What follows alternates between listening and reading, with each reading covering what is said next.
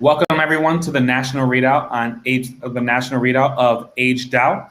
Today, I'm so excited to have you all join us today as we're going to talk about a very important project that Think of Us did.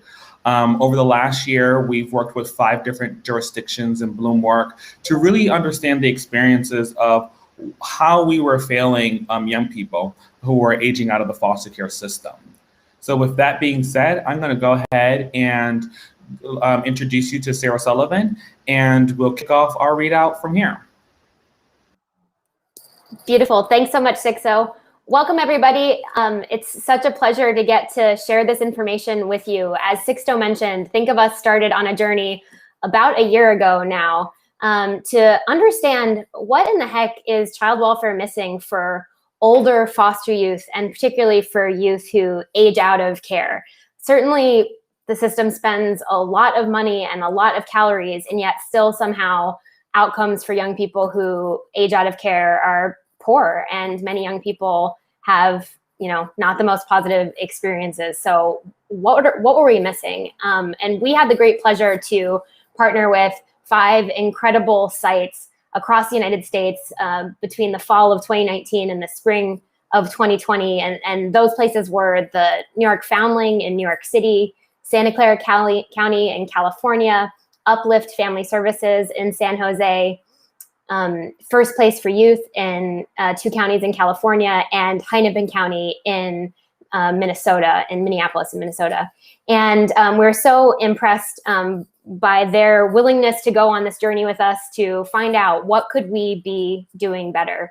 And so we embarked on this discovery sprint with our partners, Bloom Works, a consultancy that helps government really transform and reimagine how it delivers services to folks. And with a team of about 5 of us, we went across the country to try to answer the question of what is child welfare missing for older foster youth. I just want to acknowledge my teammates, many of whom will be on the readout here today, but we're missing one of them, and that's Sixto Cancel, who you just met, myself, Sarah Sullivan, and Marina Nitza, who were made up the Think of Us side, and Sarah Fatala, Emily Wright Moore, and Lauren Lockwood, who were on the Bloomwork side, who did this project with us. Again, many of us you'll hear from today. Our big answer, to cut to the punchline of what we think the system is missing for older foster youth, are healing and dealing with trauma, centering youth in their preparedness, and helping youth build a supportive network of adults that'll be there during care and on the other side of care. So I'll explain a little bit about what's going to happen today in this meeting and how it'll work. First, I'm going to pass it off to my colleague, Emily, who is going to tell us about the methodology, methodology. And then, because it's nice to show and not tell, we will also have my colleague, Sarah F., actually lead us through a way for you to participate as a part of this as a part of this readout. It's nice not to just be told, but to see. And human-centered design is newish to child welfare, we know, and so it can be fun to actually see what the heck we did. So Sarah Fatala is going to tee you up for how that's going to work in today's session, and it's absolutely totally optional. You can just sit and listen to the information, but if you want to participate, that's cool too. Then I'll walk us through the findings and recommendations, and we'll be broken down through those 3 big chapters. And at the end of each of those, trauma, preparedness, and relationships, then I'm going to let the rest of the research team, Emily, Sarah, and Sixto, kind of comment and reflect on their take on those 3 things too. After that, we're going to have a panel with folks with lived experience. Sixto is going to facilitate a panel with a couple of folks, one that was a part of the research sprint, and some others that are just hearing this information for the first time, just like you. After that, then we'll get to see some of the outcomes of this live demo, what you all have to say about these findings, and then that'll be it. So I'm going to just walk you through. You'll see that as we talk today, we really want to center the stories of people that we spoke to, and so you'll see quotes throughout this presentation that came directly from the research we did. And just to be clear, this is not a academic, peer-reviewed paper in the traditional sense that we often hear about in child welfare. This is more of a user-centered design, human-centered design sprint, which takes a lot of the kind of best practices in the technology sector and increasingly other sectors using tools like this to kind of rapidly understand what is going on the ground. And so as a part of this project, we spoke to over 200 young people, staff, supportive adults in 92 interviews and workshops. And this was to get the real ground truth of how are young people and staff talking about the experience of aging out, and what are their thoughts and feelings to how this works. So you'll see those quotes grounded in the conversation here. So with that, I'm going to pass it off to my colleague, Emily Wright-Moore from Bloomworks.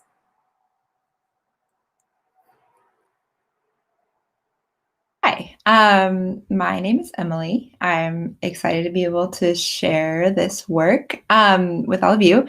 I want to talk a little bit about how we got to the point of doing the work and how we approached it when we did it.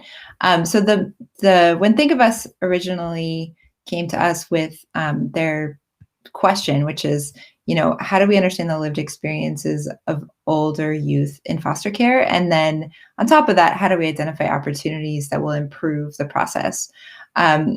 We were just really interested in doing this work together and understanding what life was like and how this process worked. It's definitely a complicated service design delivery problem in our eyes, and one that we wanted to dive deeper into. So we started out by spending a few days together understanding the problem, understanding what solutions have been tried, understanding the things that we didn't know and needed to ask. And then from there, after we generated questions that we wanted to ask, we went out to 5 different locations across the country and spent time there.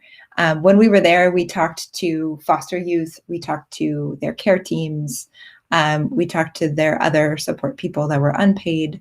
And in general, we tried to keep different scenarios where they could be more or less comfortable, or more comfortable, where we could get a better sense of what their life was like and what the process had been like for them. So we had workshops with groups of youth at one time, and we also talked to people one-on-one. We also talked to teams, like care teams at the same time, or individually, and we asked them questions just about their job, about the pain points, their if they had a magic wand, what would they improve, sort of questions.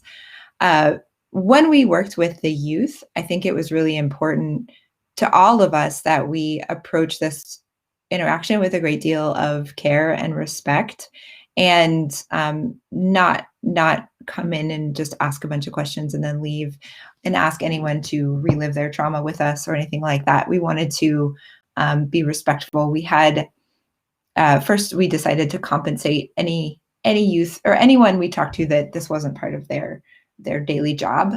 We compensated with cash. We also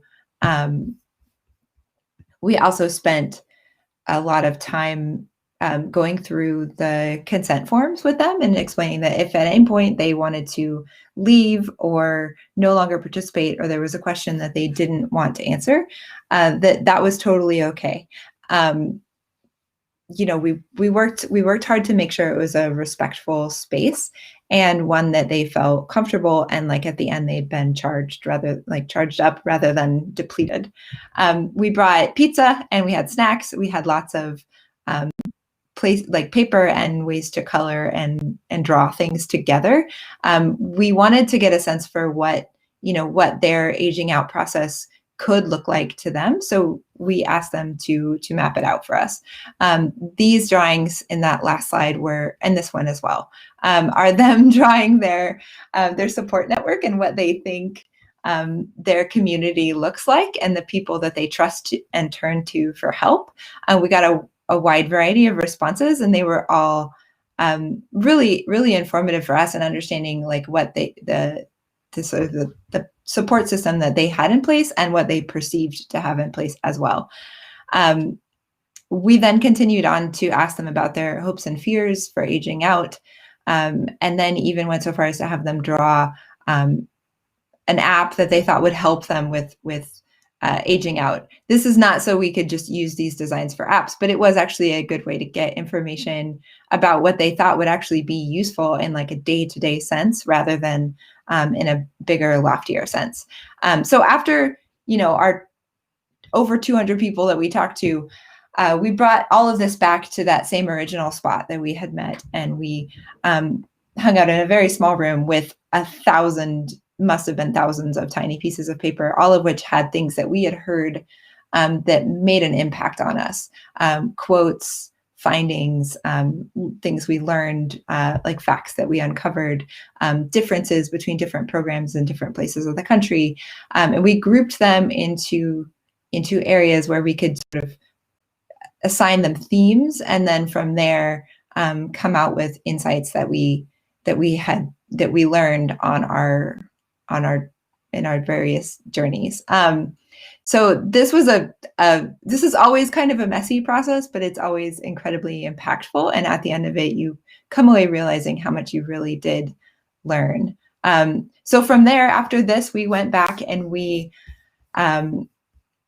pulled all of this into the reports that you can find online today, and we worked to make sure that this was something that represented the experience that we'd had, with recommendations as well as with insights. And I think that is the end of my part of these slides, and I think I'm handing it over to Sarah Fatala. Let me know if I gotten that wrong. No, you're absolutely right, Emily. Thank you so much.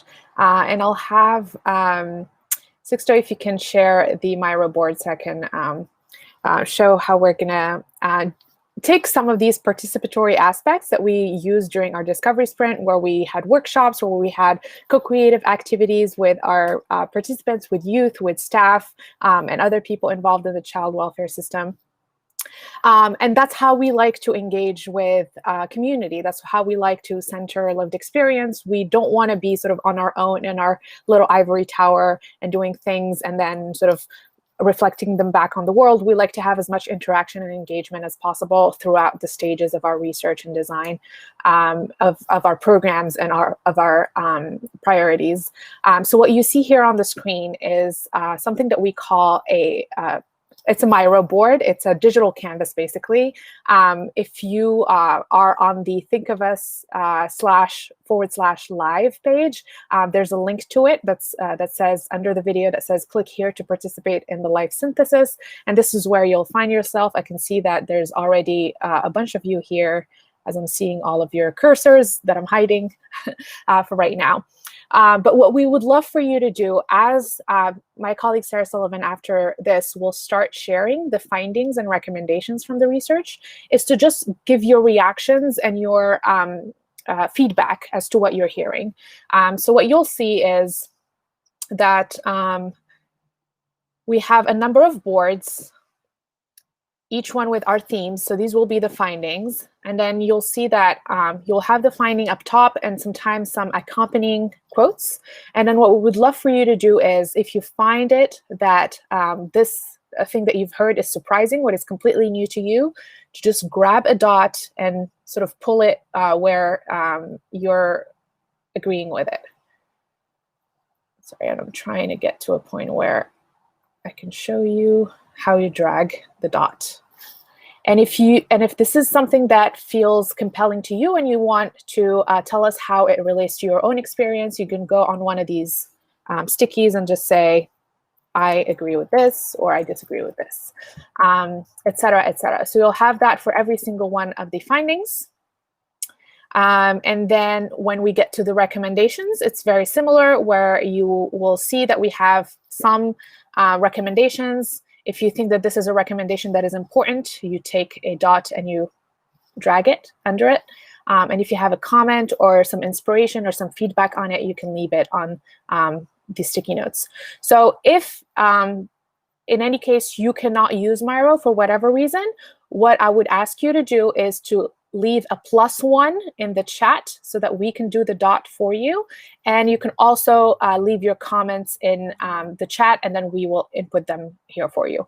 And again, I just want you to know that the link is, if you go to the website thinkofus.org/live, you will see that this is where you can tune in for the live, and the link for it is right here. Click here to participate in the live synthesis.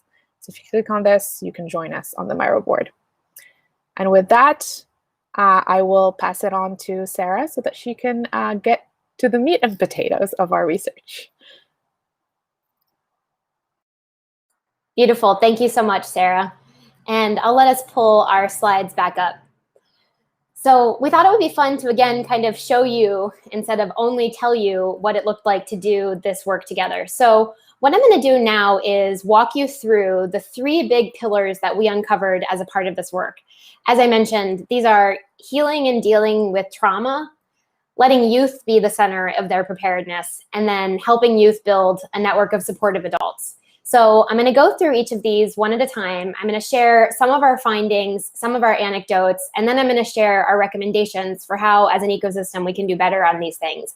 And then after the end of each one, I'm going to pull in some of my colleagues, Emily, Sarah, Sixto, and let them share any of their reflections on what they learned as a part of this topic on those issues. Okay, so let's jump right in. And as Sarah mentioned, while I'm doing this, you have the option to be using the MyRA board and sharing your reflections in real time. But again, that's totally optional. You can also just listen this way. Okay, so first, healing and dealing with trauma. We really took away that what we now believe is the elephant in the room in child welfare. The thing that we are really failing to address is the trauma that many foster youth have experienced. We all somehow know this, and yet we're not oriented toward really acknowledging it or addressing or helping youth heal from this trauma. So this was one of the really big aha moments for us during this work. And first, I just want to root us in some of the reflections and quotations that we heard from staff and youth on this subject. So I'm just going to give you a minute to read these quotes as I pass through. There's about 3 or 4 for each topic. So you can see this one says, being taken away from your family is always an enormous trauma.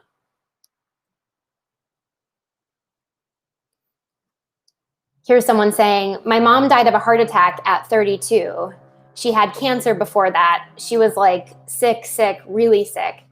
After that, my great-grandmother died, and my brother and sister were removed from my dad's house.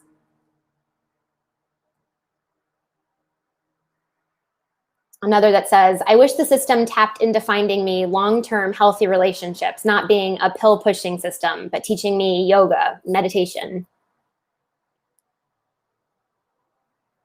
And then we need to start addressing the trauma and grief the very first day youth enter care.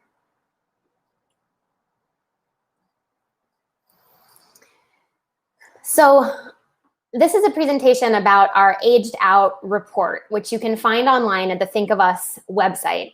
That has lots and lots of findings for each of these 3 pillars, but I'm just going to walk you through a handful of each of these findings, some of the ones that we find most compelling and that we want to highlight with you today. One is that 100% of foster youth have experienced trauma just because the removal from the family is a trauma. Now, many young people have experienced more trauma than just that, abuse or neglect that may have been the impetus for entering care in the first place. But regardless, all youth have experienced the removal from home. And what we found is that the system, even though this is a routine thing that the system does day in and day out, of course, is these removals, that for an individual, for a young person, the removal from the family is a very significant life event. So it's very significant to young people, but not significant in the life of the system, which does this day in and day out. So first, we really want to draw people's attention to the fact that the removal from the family is a big deal. And also recognize that we don't really have a vocabulary to really talk about this specific kind of trauma. Other folks have talked about how the the particular traumas and losses within child welfare are likened to ambiguous losses, which are kinds of losses that are not well defined and not well scoped. One poignant quote from this research says, you know, we don't have a word for this. We know when someone dies, you say, I'm sorry for your loss, and you attend their funeral. What do you say when, you know, how do you say, I'm sorry you got removed from your family and you don't know if you'll go back? And what we find is because the loss of foster care is so ambiguous, again, you get removed and you think it might just be a few days, you think it might be a few weeks, then you realize you may never be going home, then you're moving from foster home to foster home. Eventually, for older youth, they may find that they age out of care. All of this is obviously very ambiguous, and we notice that lacking a shared vocabulary to talk about these losses is actually can result in us not talking about them at all, and silence can actually be, you know, the worst thing to do when it comes to addressing loss. That silence can be you know, the most painful thing. Then there is young people in the foster care system experience additional traumas. So once all youth face the trauma upon entry into care, but once you're in care, young people face additional traumas. Now, obviously, this can be egregious kind of traumas, which we have heard as a part of our work, which can include sexual abuse or racism or involvement with sex trafficking, the really, you know, really big abuses and traumas. And it can also include the everyday traumatic experiences of moving from home to home with no notice, not knowing if anybody cares about you or if the system cares about you, or having to move schools right after you got settled. And this additional trauma is impacting this population. We also found, and were surprised in some ways, that, you know, the system knows about some of the traumas I just mentioned, moving from school to school, moving from home to home. But what we found is that many young people had actually additional non-system traumas that the system may not have even known about. For example, we encountered a number of young people who had people in their social network die or pass away, oftentimes due to chronic illness at a premature age. And these were additional traumas and burden and grief that young people were carrying that actually didn't have anything to do with the system, so to speak, but was absolutely layering their experience and layering how they were showing up in the world. Then the system isn't set up to provide a safe, stable environment that's needed for healing. Okay, so we have young people that have experienced this trauma, but then now that they're in the system itself is not providing a safe environment or a stable environment often for healing. You know, stability, of course, you think about moving from home to home. But another one we found is that many young people that we talked to, especially in those youth workshops, would talk to us about how there was really no place for them to just feel sad and express their emotions. Obviously, if challenging or bad things have happened to you, it's normal that you might feel sad about it. And some young people told us that it's really triggering to, when you tell your staff member, the social worker, that you feel sad, that the first thing that you're met with is the suicide hotline. Or that someone else told us that not every time I feel sad do I need to be hospitalized. And finding that because the system can be so, you know, reactionary and have such a high concern about what could happen, that we actually just fail to meet the most basic needs of young people, which is like letting them express their emotions, which is probably the primal and the primary environment needed to have a path toward healing. We also found that young people really need opportunities to grieve and other pathways to developing their emotional well-being. But we were really struck by this thirst for opportunities to grieve on our very first morning, on our very first day of this research. The first place that we went to was Santa Clara County in California. And we walk in on the first day to what is known as the Hub, a place where young people can go and access a whole bunch of services. They'll also hang out there. And it was the first morning on the first day. It was a couple days into November in 2019. And we walk into this beautiful altar on one of the walls, and, you know, we asked about it. And they explained to us that it was a Dia de los Muertos altar, and that it was a tradition that this hub had started doing a few years ago, which was to recognize together Dia de los Muertos. And they said the reason they did that is because a few years ago, they had lost a former foster youth in their community, and the staff wanted to have a way to help young people address and process the loss of that foster youth. And it was nearing October, and they were looking for a way to address it. And someone said, well, this is kind of what Dia de los Muertos is for. We could use that Mexican holiday tradition as a way to commemorate somebody who we've lost. And about 70% of the youth in that county are Hispanic. And they said, yes, let's do that. That sounds good. And interestingly, so they set up this altar with the intention of providing a space for youth to come around and reflect on and grieve the loss of this former foster youth. Interestingly, when they did that, foster youth very quickly used this altar in this moment as an opportunity to actually grieve and address other losses in their life. So not just this one foster youth, but actually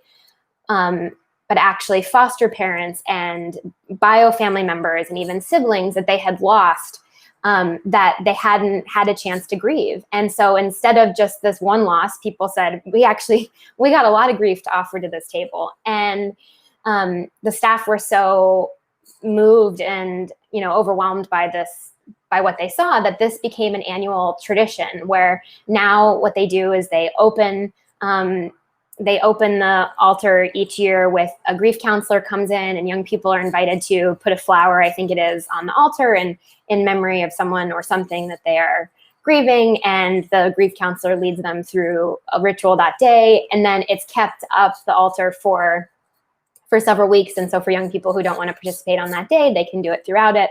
And likewise, there's a closing ceremony at the end where the counselor comes back in. And we were basically so moved by this beautiful display and how staff, very quickly addressed a need, kind of almost stumbled on a need in their community to help young people have a place to grieve, that we were really struck by how the system doesn't provide, that the staff had to create an ad hoc opportunity to do this, but lots of other locations might be missing this opportunity to have young people have a safe place to grieve and process things that have happened.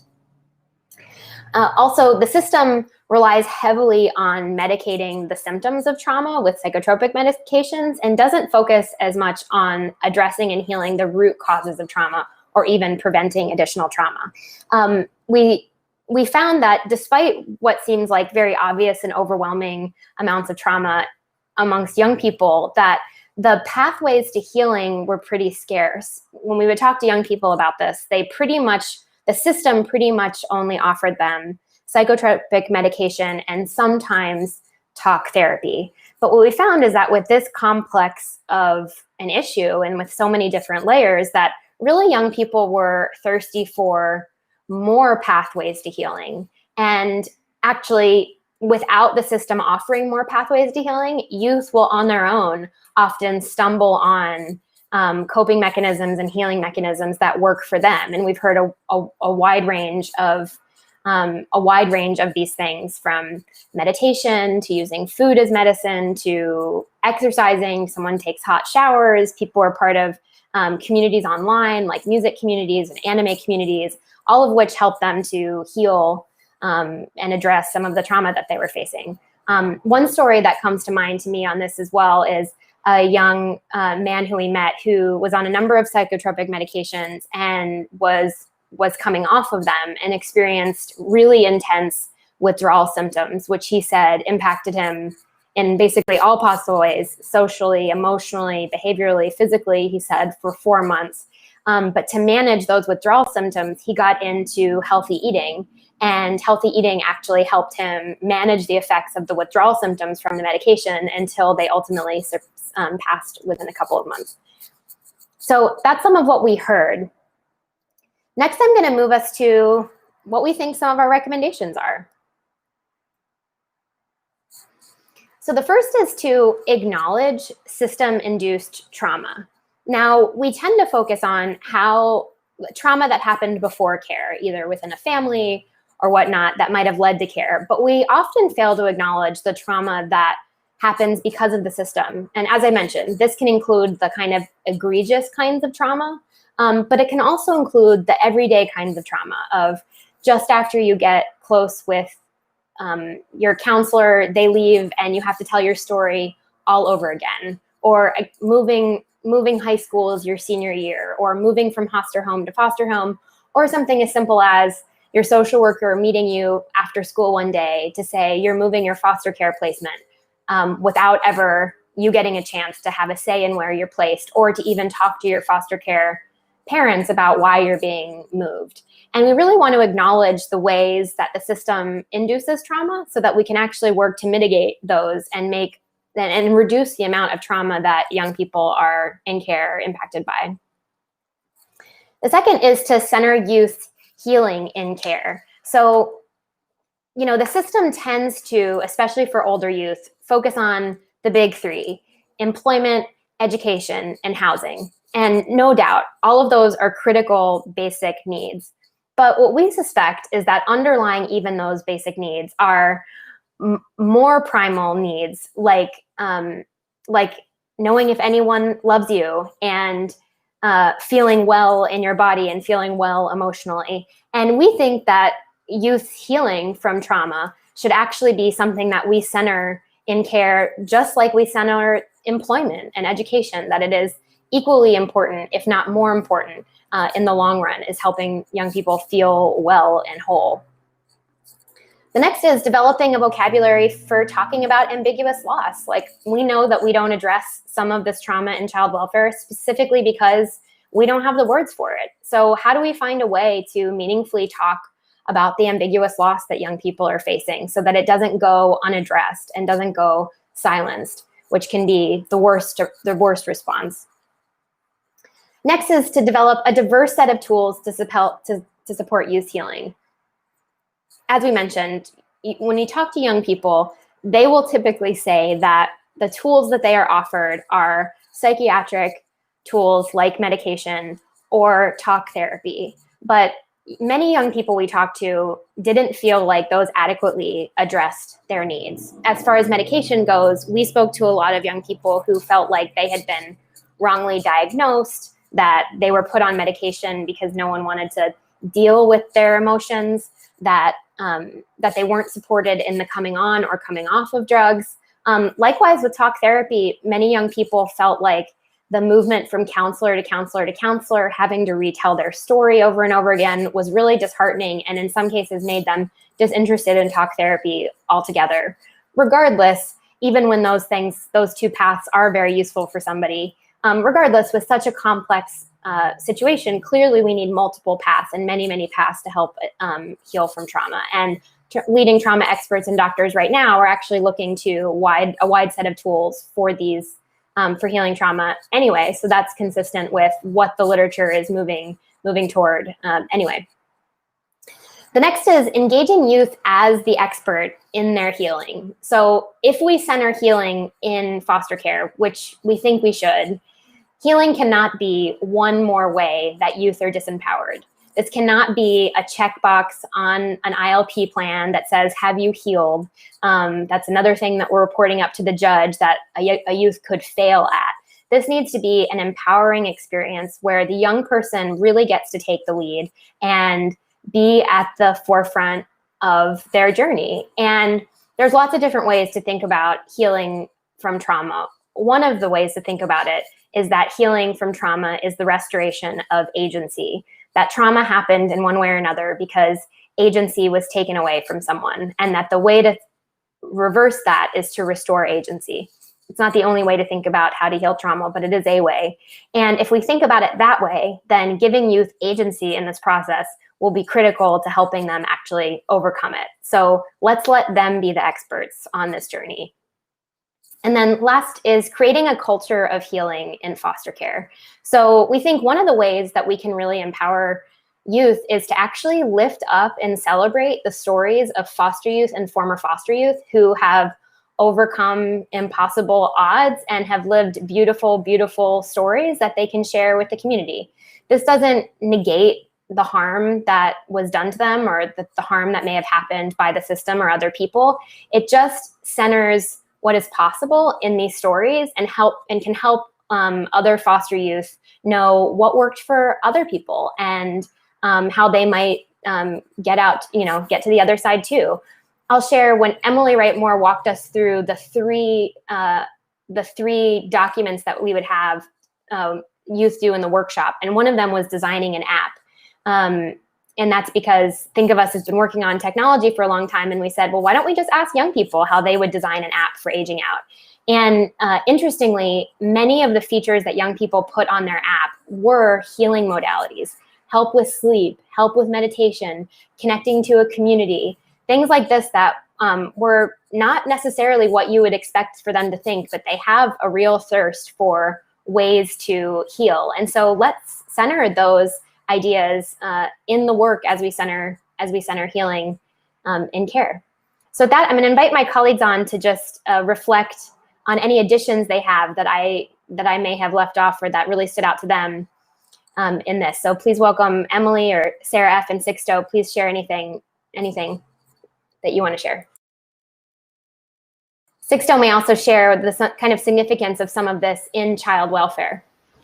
Yeah, thank you, Sarah, for that. One of the things that really stood out for me when we were doing this work is that we looked at certain bureaucratic touch points and we asked the question, where do we see healing besides medication and talk therapy show up, right?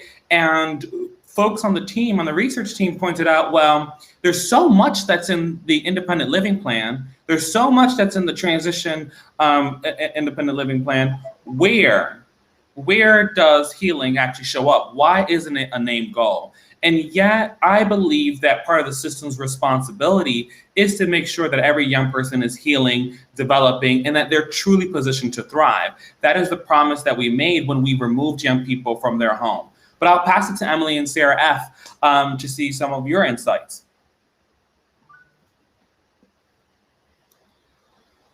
I can chime in. I think one of the things that seems so surprising to me when we're talking about healing and dealing with trauma is that one of the core tenets of being trauma informed is really building relationships in the form of partnerships and sort of having reciprocal relationships and really making sure that you're bringing back control over what is otherwise loss of control. And that's such a simple principle to carry throughout everything that the system has to offer youth, whether that's, if you're feeling sad, what do you want to do about it? Do you just want to feel sad, or do you why is the immediate response the suicide hotline or something else? If you want to see a therapist, do you have a preference around what kind of therapist do you want to see, or what kind of therapy do you want to engage in? It seems so simple, and yet it's not something that the system really spends a lot of effort sort of shifting how it engages with youth around.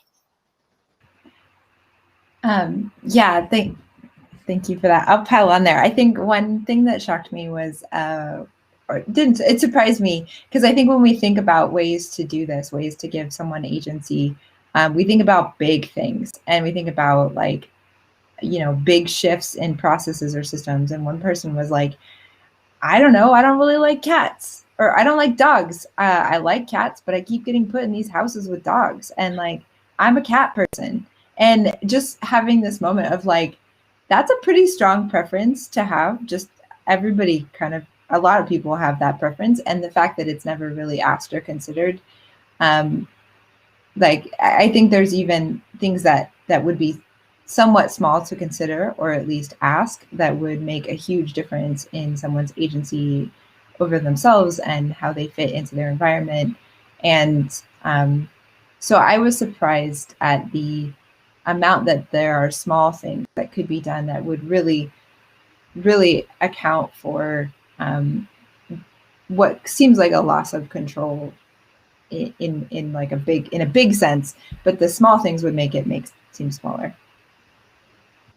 I really appreciate that. And just to, I'm really happy we're seeing in the chat here, folks who are watching directly from YouTube Live, that they're resonating with that, and that they're talking about the focus on healing is such a big need. So if you're on YouTube Live, you can engage with us and you can chat stuff in there and be able to see what folks have to say about this.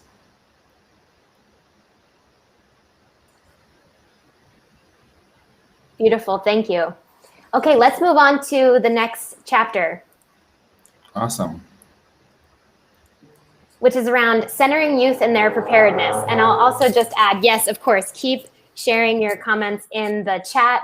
And also, if you see the link to the MyRA board, you're invited to share any of your comments directly in the MyRA board so we can capture feedback in real time. But again, that part is totally optional. Beautiful. Second thing that we were really focused on is centering youth in their preparedness. Now, you may think it's weird or funny that we might say a big missing gap in child welfare is preparedness, because for older foster youth, the system spends a lot of its calories and a lot of its attention focused on preparedness, which means, what's going to happen after you age out of care, employment, housing, education. We don't disagree. When we saw the 5 site partners across the country, every site partner had programs and strategies that it had around preparedness. But the distinction that we're making is that we found it to be often system-defined preparedness rather than youth-defined preparedness. And so what we think is a big missing link here is youth-defined preparedness. So I'm going to walk you through some of what that means to us. But first, I want to ground you again in some of the quotations from people we spoke with. There are about 4 for this section. So this is a foster youth who said, "Whenever I talk to caseworkers, I feel like they're trying to extract information from me so they can write their report." A staff who said, "Whether a young person got their needs met was largely a roulette wheel. It was all on the minor themselves in terms of accessing services." Another paid staff who said, "We're serving more of the court's purposes than the youth's purposes." And a case manager who said, "We spend more time managing crises than we would like, so that purposely sitting down and working on your goals and making steps toward them can be hard when you're just trying to save the kid's placement all the time." Again, the full list of findings about this chapter you can find on our Aged Out report, which lives on the Think of Us website. But I'm going to highlight again some of what we think are the top takeaways about centering youth and their preparedness. The first is that the system doesn't do a great job of helping youth understand the timeline and path for aging out. So I'll give you one very clear example about this. And that was, we were with a site partner in the state of California, and we would talk to staff about when foster care ends or when extended foster care ends. And staff would tell us it's 21. And we would talk to foster youth and say, "When does foster care end?" And they would say 21. But then by accident, we ended up figuring out that, and when we dug a little further, that when foster youth said 21, many actually thought it meant through 21, which is to say 22, as opposed to until 21, which is the end of 20. So even though foster youth and staff were saying the same words, they had a meaning that was an entire calendar year apart. And we took this as a pretty important insight that despite the system's best intentions, they had made sure that foster youth knew that care ended at 21. Despite the best intentions, the literal meaning of the words got lost in translation. So that made us wonder, what else is being lost in translation when we define terms from the system's perspective rather than young people's perspective? And how can we do a better job of making sure the terms we use and the timeline and the path that we're talking about is not only translated to youth, but actually defined by youth, where they can be telling us what they mean and what they want, and then we can adapt our vocabulary to that.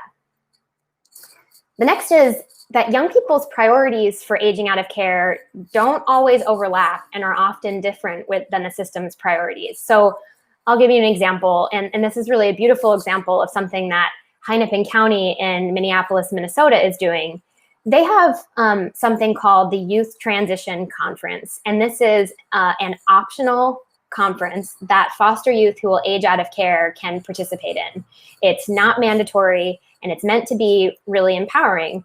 Young people get to decide if they want one, what the meeting will be about, who gets to go, and if they want to have it multiple times or just one time. And the idea is that this is a youth-led conference that they can use to help prepare for aging out of foster care.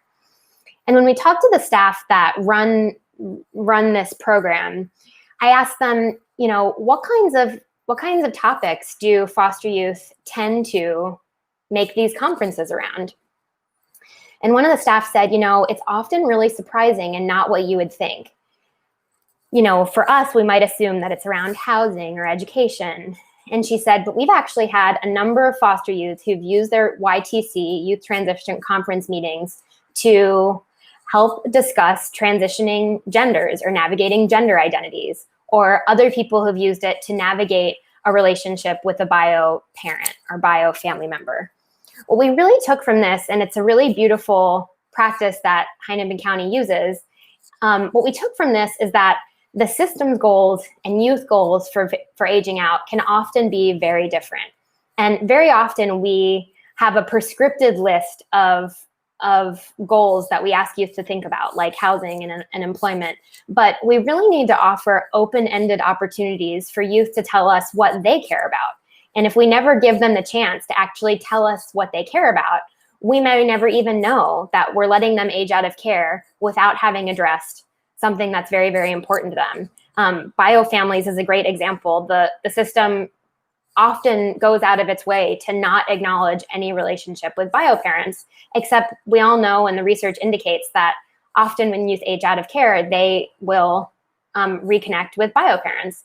And if that's a goal for young people, how can we help best position them to meet their goals on the other side of care, whether or not we like what their goal is? The next part is these priorities, which is youth priorities, can go unrecognized and unsupported, making it difficult for youth to prepare for life on the other side. So even when staff may know what a young person's goal is, we don't always do a good job of helping them break down that goal into steps so that we can help them actually achieve it. And the next is youth in foster care do have ambitions for the future, but they're often left on their own to figure out how to make that future a reality. One of the exercises that we did as a part of the youth workshop that Emily showed you some pictures of was to ask young people to write out their hopes and their dreams for aging out of care. What were they hopeful for, and what were their hopes and their fears? What were their hopes for aging out of care, and what were their fears? And young people expressed having the most extraordinary dreams. People wanted to be successful. People wanted to have a happy family, all sorts of, normal, beautiful life goals. And it's clear that the system doesn't always have a way to actually acknowledge these goals and help young people meet them. And then a lot of times you hear staff kind of with the idea that maybe young people in care don't have big dreams. But what we think is that's not true. We might just not be finding a way to really surface those dreams and help youth meet them. Okay, I'm going to move to some of our recommendations on this. The first is very simply define preparedness in youth's voice. Let's make sure we know, that young people define the most basic terms of preparedness, like through 21, until 21, that they know what those things mean, but also that the concept of preparedness in general is defined by youth. And this is at the systemic level, meaning let's make sure that youth are helping to define what preparedness means at a system level, but it also means at the individual level. Each young person is going to have different goals and a perspective around aging out of care. Let's help that individual person shape and define what preparedness means to them. Next is set youth-centered goals for transition. This can go to the point I made before of actually asking open-ended questions of what are your goals for transition, or what is the most important thing in your life and how can we help you achieve that. But it also goes down to making sure we're asking them open-ended questions about even the basics. So the system will always, I'm sure, focus on employment, education, and housing. But how can we make sure that even within those three things, we're surfacing youth-specific goals around housing? We often find that young people, because housing was such a disruptive part of growing up in foster care, that many youth have really specific goals around where they want to live. And how can we help surface those goals and do our best to help them meet them? And then last is help foster youth plan out how we'll meet these goals. So how do we actually break down these goals into bite-sized chunks and help youth meet these goals as they get ready to transition out of care? Okay, so I'll pause for a moment and invite my colleagues back, Sarah, Emily, and Sixto, to see if you have reflections on what you took away from centering youth in their preparedness. And Sixto, what you think this means for child welfare? I think one of the things that really stuck out to me was when we did meet that young man who, was like, oh yeah, I age out in a couple of weeks from now. And he was sharing how he was so lost at the fact that he thought it was through 21, not up until 21. And when I think about the things that he shared with us, it wasn't just about the miscommunication, but it's been about the entire journey where he had a set of ideas and principles of what he thought preparation looked like. And that just wasn't true for what the system had defined as preparation, right? And so for me, when I think about Chafee right now and this new opportunity of $400 million to redesign the way that young people prepare to age out, I think that this is an opportunity to start centering some of the principles that we just heard around youth being able to define what they believe are their own preparedness, but also the preparedness that alumni with lived experience in foster care can say, here's what we've learned. We've been through this. And so here's what we can share and start to really center the lived experience and how is it that we actually shape and reshape this process, because it's up for grabs, basically, in my opinion, right now.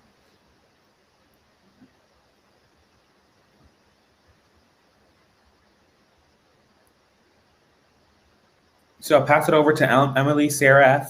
Any thoughts, questions?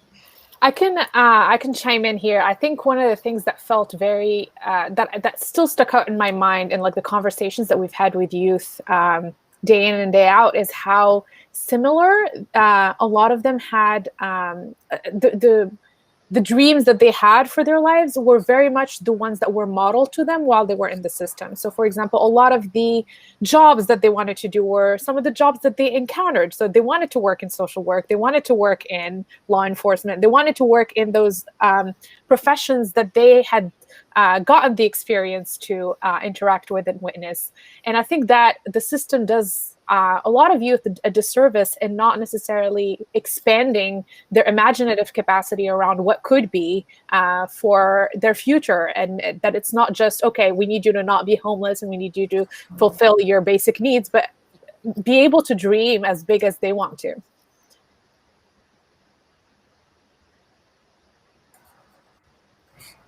Yeah, I think it was interesting to see,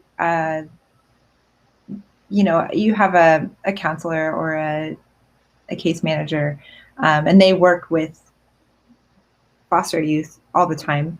And then you have foster youth who are interacting with other youth. And so I think it can be more surprising, I think, to someone new to it, those how the dreams are shaped by what they see.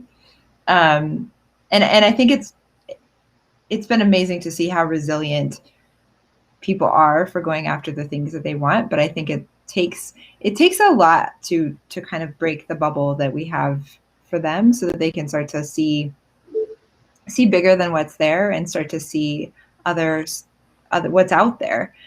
Some of the programs we saw, particularly in, I think, the Bay Area, that paired youth with people doing other types of jobs seemed really successful. I think the friction for keeping those programs running was huge for the social workers and the people that had to support them.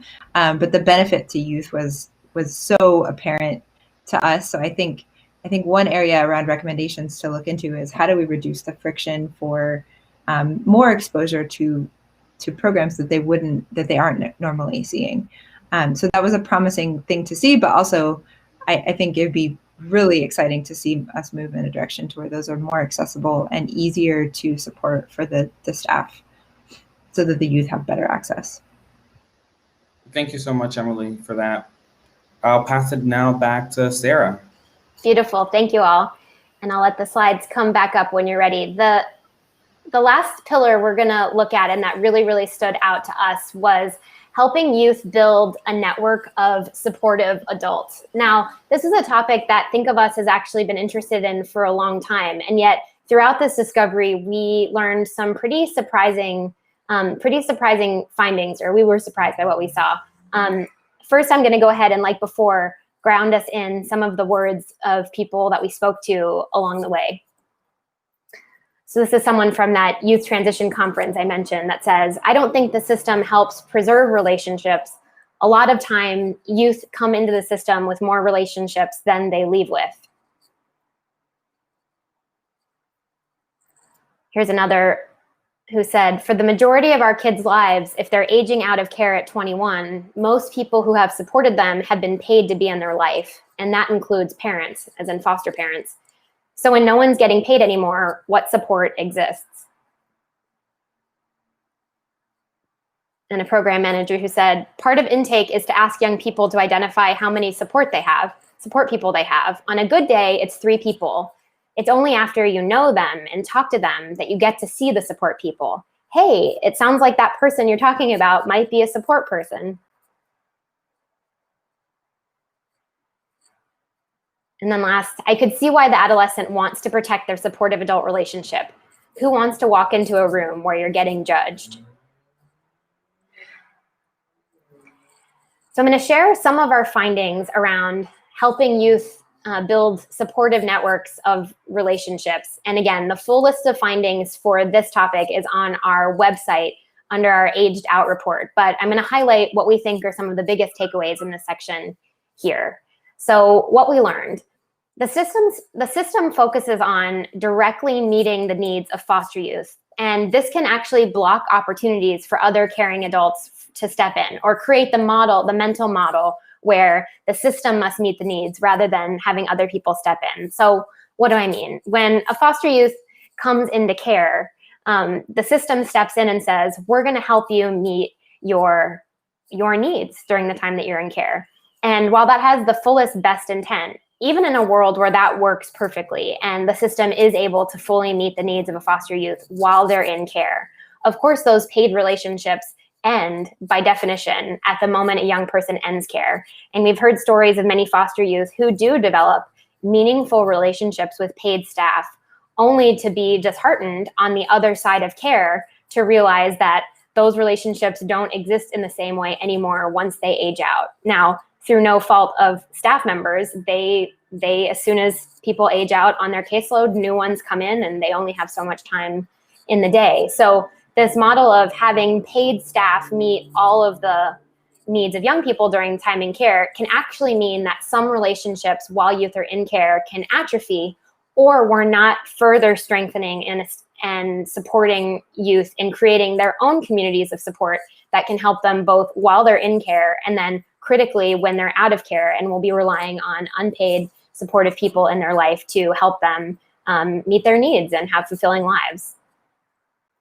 A big takeaway we had from this is that foster youth do have unpaid supportive people in their lives. Now, we have found that it's a big kind of myth, if you will, within the system that foster youth just don't have supportive people in their lives. They just don't have rich communities that they're a part of. And we found that to not be true.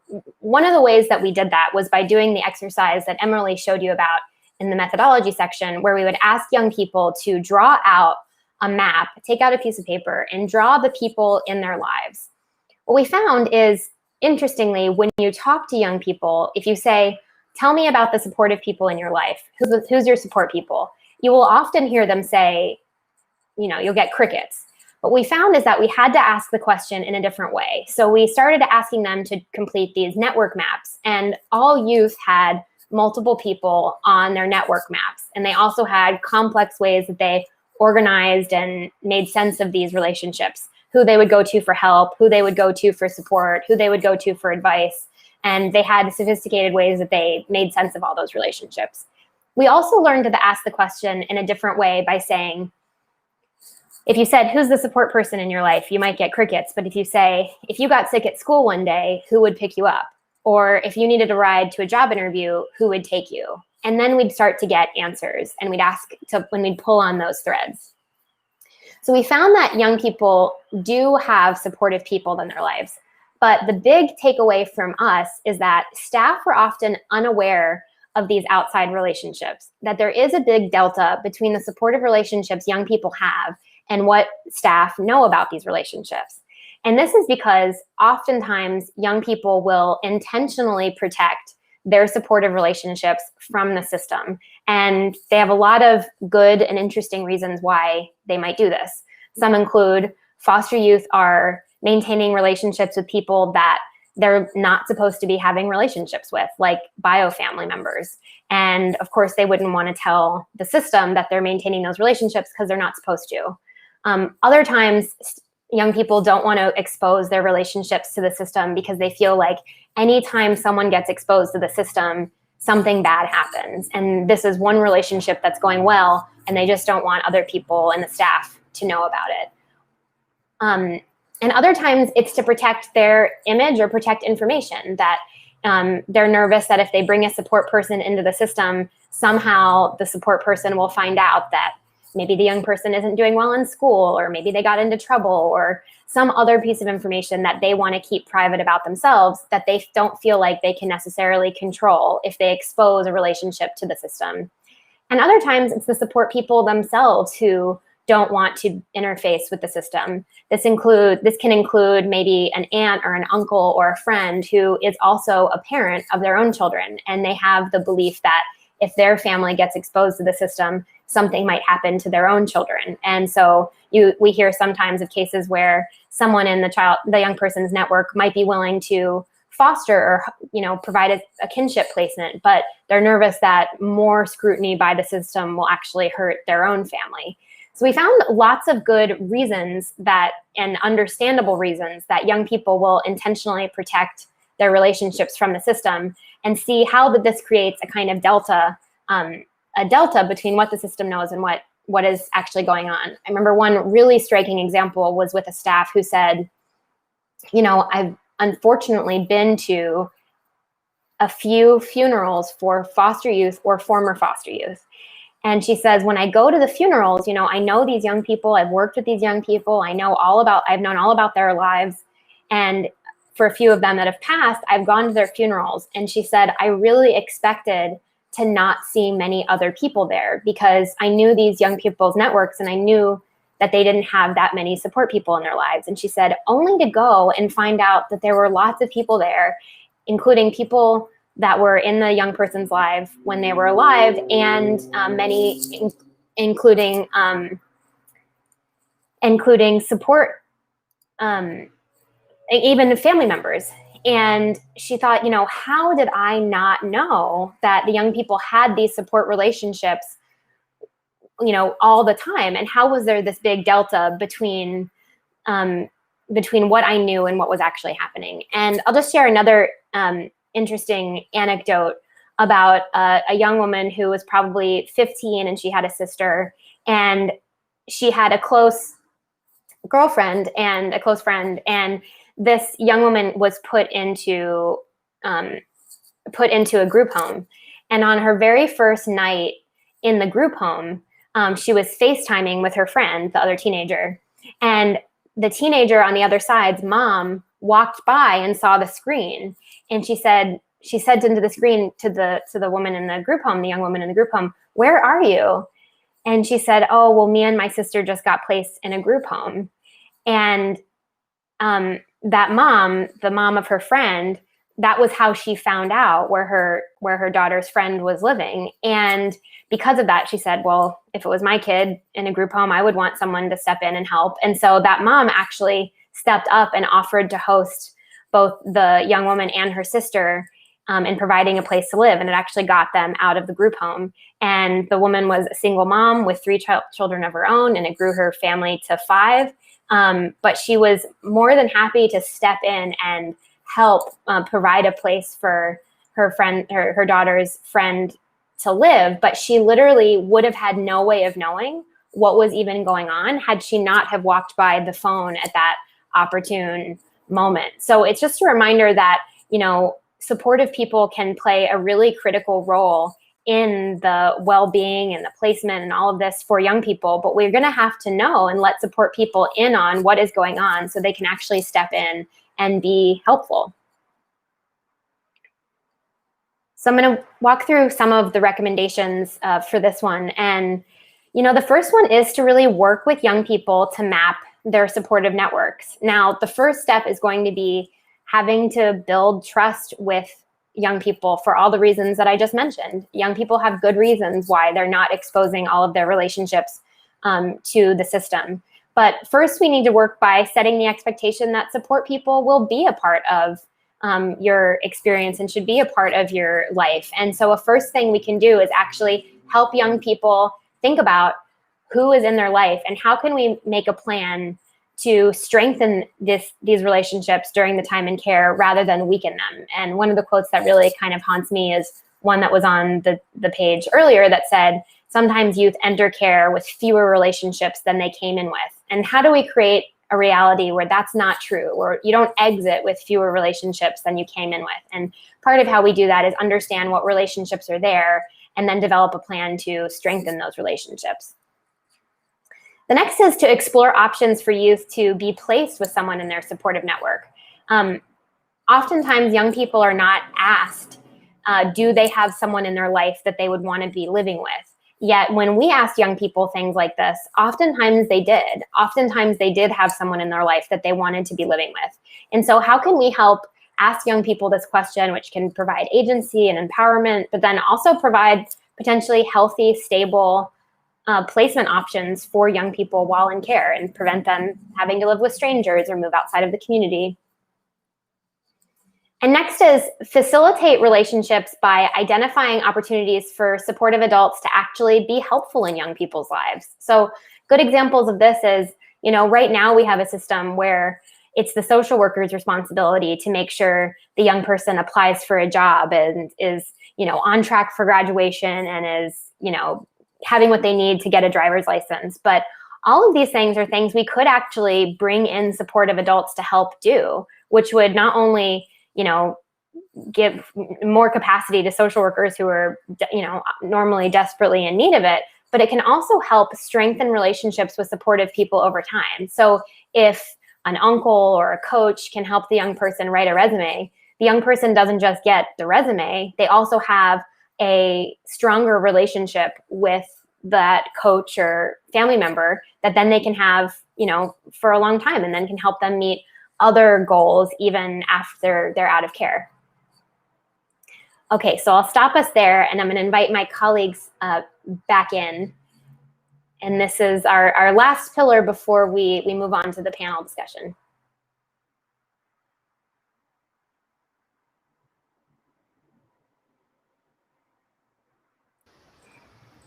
All righty. So Emily, Sarah F, want to kick it off? Sure, I can kick it off. I mean, I think this was probably one of the biggest aha moments that we've had in this research, just like digging into what we knew was an important piece of success in aging out. Like there's plenty of research that tells us, you know, having supportive adults, having supportive community members as you age out of foster care can be such an indicator of success in life outcomes, whether that's housing, education, et cetera, et cetera. And so we really wanted to go into it and be like, well, where are the, like, why are youth alone? Who can they turn to for help? What does that look like? And it was like such an interesting thing to go through the journey of being kind of this team of researchers that is introduced by the agencies and the social workers, and then having youth completely be like, I have no one in my life. We're like, well, what happens if you need X? What happens if you need like $100 to pay rent? Or what happens if you need, someone to drive you to this place? And then to start to see that like initial answer, we shouldn't have stopped at it, and then see where the layer of protection that youth added to the people in their life.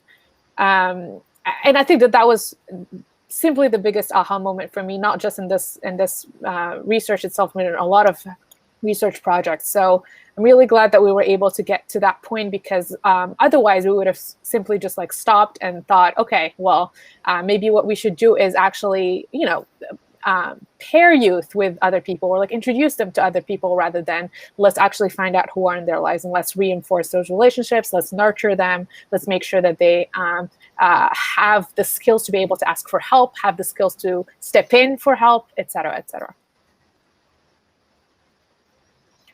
Emily, what resonated with you, or what was an aha moment that you had? I think there's just understanding the system as it's set up, and the way that it assigns people roles in a youth's life as they grow up, and how if someone is assigned to help you and it's their job to help you, you should of course go to them before you ask anyone else. And how a lot of the ways that I've learned to trust people is by needing them and asking them for help, and them helping me, and them needing my help and me helping them. And so like having someone who is by their job supposed to support a youth is like in a sense like sort of breaking the path to trust, and how or building trust with others, and how I think it was helpful for me in understanding the way that I've built relationships in the past, and also seeing the way that you can't teach it directly, but you can foster it, you can take care of, you can like lead to it. And I think this one really feels like it. If there was like a 3-legged table of the 3 things we presented, like this is one of the legs. Like you can't just have this and not the other 2 things that we talked about. And if you have those other 2 things, I think this one would be much easier to support. Thank you so much for that, Emily. This was probably the biggest aha moment that we had. When we started Think of Us, the idea was that how do we empower young people to activate their personal network, their personal supporters, the people that they cared about, and activate the paid professionals in their life to work together to support them. And what we learned was, because of this barrier of not being able to learn from the system, that you're able to trust them, because we shouldn't, because everything that we've learned has told us not to trust the system with our personal network, that's one of the reasons why folks didn't even want to put the 2 groups of people on the same account, right? But what was very interesting is that as we were doing this research and participating, I found myself in my own aha moment, right? When I was 13 years old, I was couch surfing quite a bit. And so the way I was surviving was definitely through this network of friends' parents, and being able to go to friends' houses and being able to stay there. But when the system then re-entered me, never in my mind would I had even occurred to say to the system, oh, these are the folks who have helped me couch surf for 2 years. These are the folks who were there, because immediately my mind went to, are they going to get in trouble? There's something bad's going to happen. But even my supportive adults were like, don't bring those people here sometimes, because it was always the perception of, the child welfare system has such a negative connotation that we didn't think of the system as they're here to help. The orientation I had was they continuously failed me, even though me and my supportive adults were making phone calls about abuse, right? And it took so much to prove that. And then on the second hand, it was, we literally didn't know the consequences, and I didn't want to be the risk of someone else losing their children because maybe 1 month they had too much, 1 month they didn't have enough food in their cabinets. And what would happen if a worker found that out, right?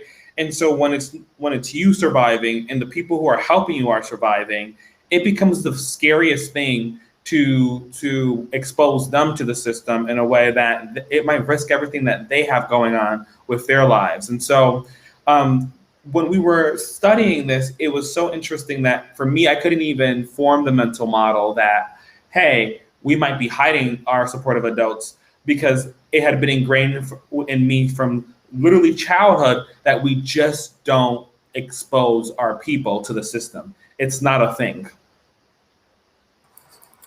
Yeah, I think that's so powerful. And I'll also just add, something that we found is that for all sorts of other understandable reasons, young people, we found, even when they had these supportive relationships, sometimes didn't want to test those relationships or put weight on them for fear that they might break. This idea that so many relationships in their life had gone wrong, that they had one that was kind of stable and going right, let's say a coach, that I'll just let my coach be my coach and that's good. But if it turns out my coach could actually help me write a resume, and that would could be a good thing, I may not want to ask for fear that putting extra weight on the relationship could break it.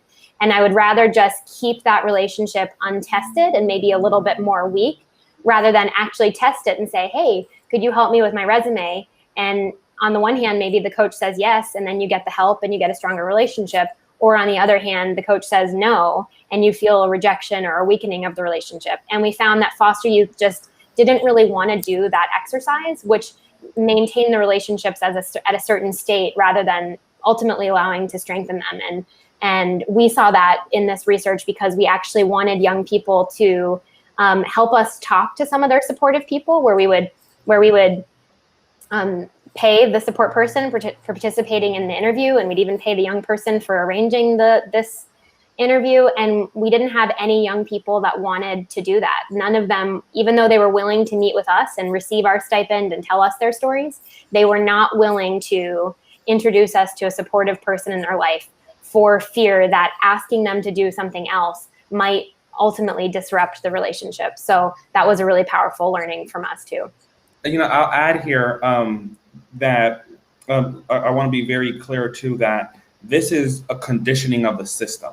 So when you have literally your livelihood, where you go to sleep at night, has been ripped away from you, literally taken from you because you didn't fit in enough with this family. You didn't follow enough of the new rules. You didn't abide by enough of the new cultural norms. You were too weird for the family, and you found yourself in another place,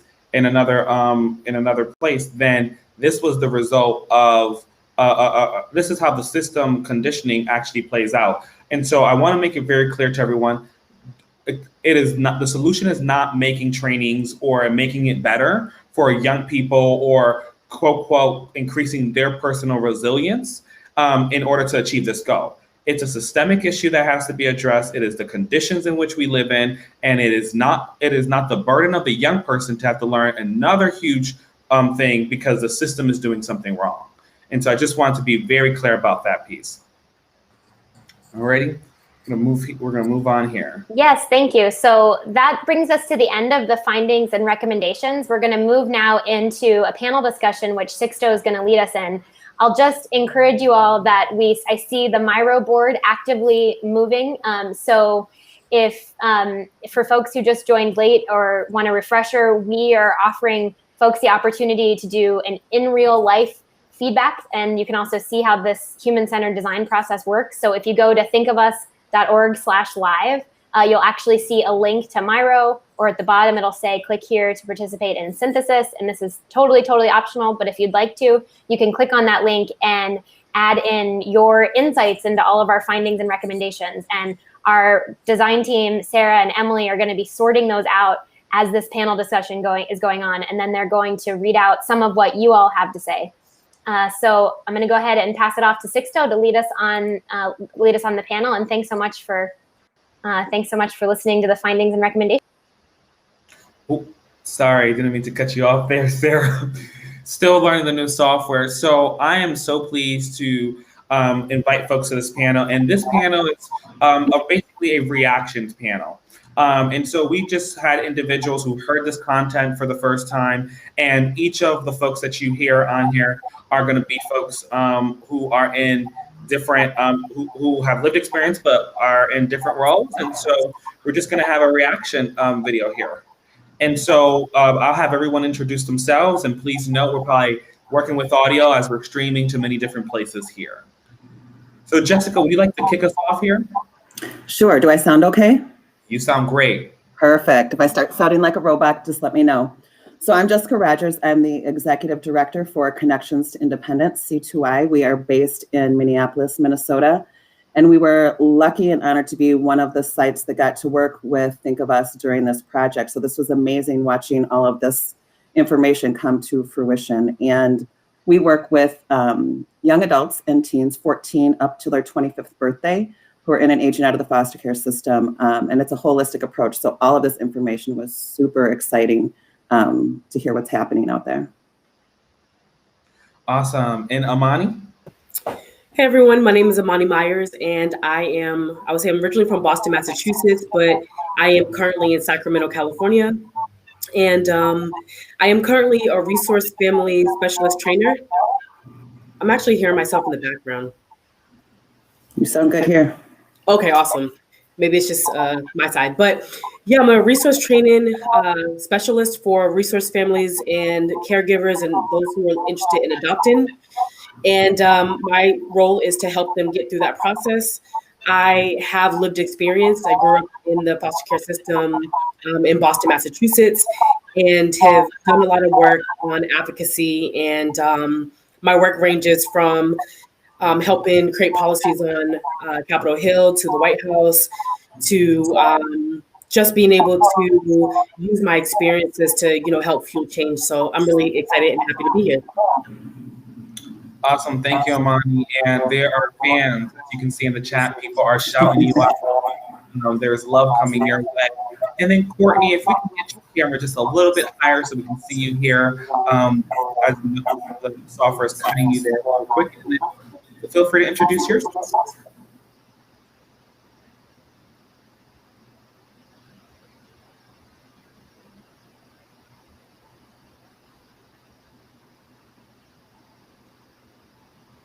Can we hear you here, Courtney?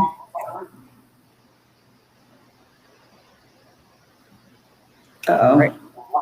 So what we're going to do is improvise a bit on that.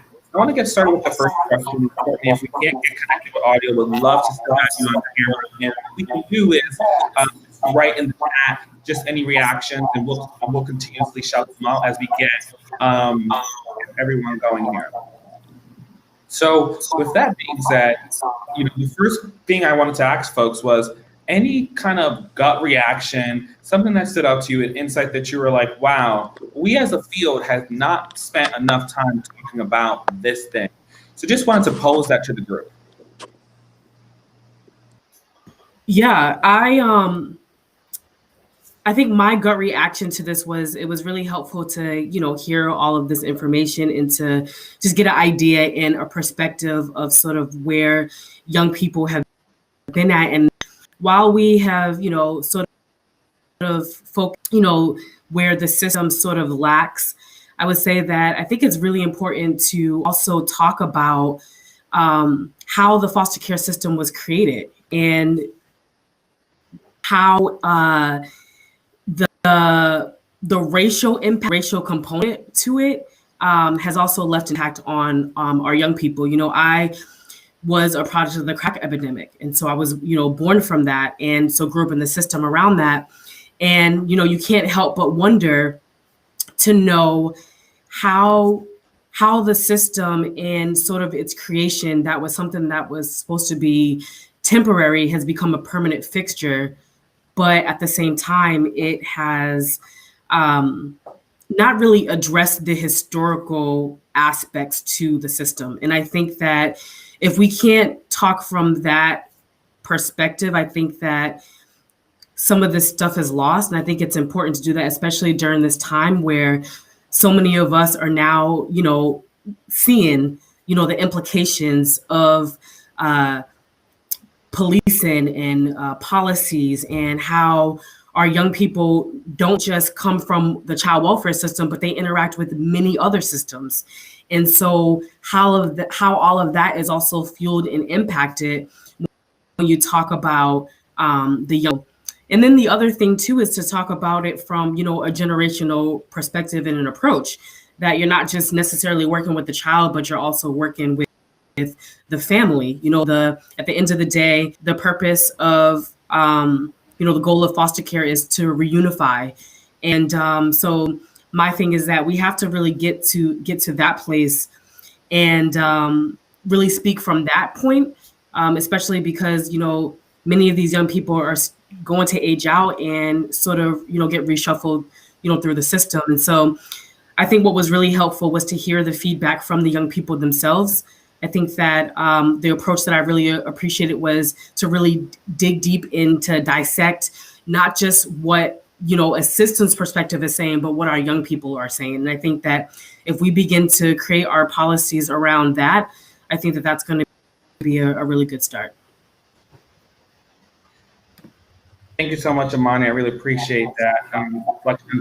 Just before we go to Jessica here, what we're going to do is we're going to go ahead and have Courtney still participate. But the way we're going to have her participate is that we are going to go ahead and have her participate in the chat, and then we'll continuously loop in her voice. Unfortunately, her audio couldn't work with us today here.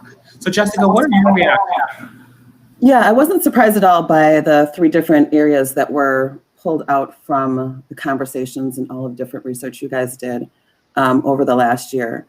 I think what needs to happen is that we can't blame the system. We can't depend on the system, if you will, to provide these resources for our young people. I am honored and blessed that we are a standalone nonprofit working in partnership with Hennepin County. But those social workers already have so much on their plates that in order to do, the healing and dealing of trauma and the youth-centered plans and building those supportive networks, that's realistically not going to happen. And, we do all of that because I was writing down all of these different things as you guys were pointing out, that I want to actually write a paper and respond to what C2I is doing here in each one of those areas. Because someone typed in the chat, where are some more resources? Where do we have shared resources? It's not like these things aren't happening, but we don't have one collective place, not even in Minnesota, and on a national level even harder to find resources to make these things happen. C2I is focused on a strength-based, youth-centered approach of a healthy mind, body, spirit to the work of our kids healing through their journey through C2I, through foster care, so they're thriving once they leave here. So we're doing all of these things and would just love to be able to share on another level with everyone who's on this call today. I wish I could see people to see where people were from and what different people do. But I think the biggest thing is sharing of resources, not depending on the states and the counties to provide these services, but how can we collectively, as us here on this call, come together and build something or provide resources to share out with other folks across the country to do this work. Thank you, Jessica. I think that, really hits on one of the core things that we saw in the last piece, in the last pillar here, which was, what is it going to actually take to activate our supportive adults, right? And so as you heard the material, what is one thing that stood out to you that you're like, wow, I need to go back home and make sure that we double down on this piece here? Is there anything that stood out to you in that regard? Yeah, so right before so as we've been doing this work, C2I 2020 was our 10-year anniversary. Great year to have a 10-year anniversary. But we realized that we were failing our kids, right? We're very transparent saying, hey, you want to know what, when they're aging out and they need something, they're still coming back to C2I, us as paid people in their lives. We develop a familial culture, which is fine. But realistically, they're not coming to my house for Christmas. They're not coming to my house for Thanksgiving. I'm not going out with them every year when it's their birthday for all, 400 kids that we've worked with over the years. So what do we need to do? How did I fail them? So we actually took the YTC model, the Youth Transition Conference model, which starts at 16 and a half, 17 in Hennepin County, but the youth transition at 18, and then those YTCs don't typically happen once they're in extended foster care. So what we decided to do is take these, what we call circle of support meetings, and do them quarterly, starting with that when that young person first comes into the Connections to Independence. So finding out who are these supportive people in your life, and then continuing those on, and they're youth-led, first of all. So their counselor meets with them a week prior saying, hey, what are your goals? What do you want to talk about in this meeting? And I'll help you facilitate with the goal that once they get older, they're the ones who are facilitating those. They've seen different people come through their circle of support. It may be they need someone to support them in high school, and then it's post-secondary. So they're learning how to develop these healthy relationships, but also see the transition. Like, this person may not be in your life for the rest of your life, and they may just serve a purpose at that time. But then there are people at the end of this transition that will be unpaid people that will be there for long-term in their lives. So this is one of the things that we want to get back to, because the pandemic hit and it was so hard to coordinate that. I mean, with trying to coordinate everything online, and then coordinate 5 or 6 different schedules to do these for 78 different children and young people, that just was not possible. So that's one thing that I'm going to take away that I need to get back to make sure that our young people are supported long-term and get back to that piece. Thank you so much, Jessica, for that. And Amani, anything that you heard that, again, that you felt like, wow, wasn't something that we typically hear, and how might we start to think differently about a specific piece of what you just heard? Any other reactions here? Yeah, I mean, there was a lot of great content and just a lot of great information. And I really appreciated just hearing the aspect of, bolstering the youth support. I think that, especially when I think back on my life, it wasn't necessarily social workers who were supportive, who were able to sort of get me to where I needed to go, again, because they're understaffed and they're overworked. And it was teachers, it was mentors, it was people in my church, it was all sorts of different people that sort of came together to sort of support me. And so I think for me, what I find that is really necessary is around, having, those stable relationships, and sort of recognizing that not every young person, I thought it was really interesting that more young people, when they enter into the system, they leave with less people than they know. And I think that part of that stems from this mentality that the system doesn't really understand that when young people come into care, that there may have been already protective factors in place. They were already resilient beforehand, and they already had family members. The family members may not have been, quote unquote, the right fit, but it doesn't necessarily mean that they didn't have that. And so for me, I find that I think it's also super important to, figure out how do we also not just support, the caregivers around supporting, family transitions and all of that stuff, but how do we also include birth families? And I think that part of the process is that when young people enter into care, birth parents are just removed from the whole process. And so thinking back to, again, my life, and not even knowing what exactly happened when I went into foster care, it was sort of this notion that my mom was this or my mom was that. And then talking to my mom, she wasn't receiving the supports that, that she needed. And so in my work now as a resource family trainer, it's really about having these people that are coming forward to recognize that we're still trying to preserve the family system, and that you are here as a resource. And so I think that part of it is that within the system, and and not just within the system, but among nonprofits and all sorts of things, is that there's often this competitive side, and we tend to forget, who's at the center of this. And so how do we effectively collaborate to make sure that the young person is actually at the center of this work? And how do we lift that load off of social workers to also say that, that there are teachers, that there are mentors, that there are coaches, that there are, even siblings that can also, help continue to build on those protective factors. And so I think it's just important for young people to know that, that they are, and we are are resilient already. And that the fact that, we may have had some situations that came up into our lives, it doesn't take away from us being as whole people. And so I think that really just stressing the need for, therapeutic services right when you enter into care, as well as, health and well-being, all of those things. And then last but not least, letting young people know that healing is a lifelong journey, that there are things that you don't just experience as a child, you're going to experience things all throughout your life. And so how do you have the tools to really be able to help support you through that process? Because even for me, I mean, I've aged out, I'm 32, but I still need support. I still need resources. I still need all sorts of things. And so for me, one of the things that I have been really appreciative of is that I have been able to develop my own network of support.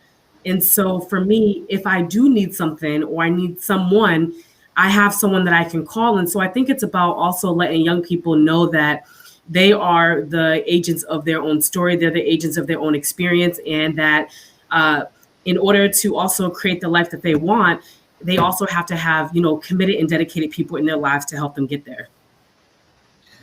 Amani, well said. Well said. I want to encourage folks on the chat right now. If there's something that you feel like we should be centering around healing, youth identified preparedness, activating support of adults, I want you to name whatever theme, whatever idea that you think should be at the center of new systems as the system pivots.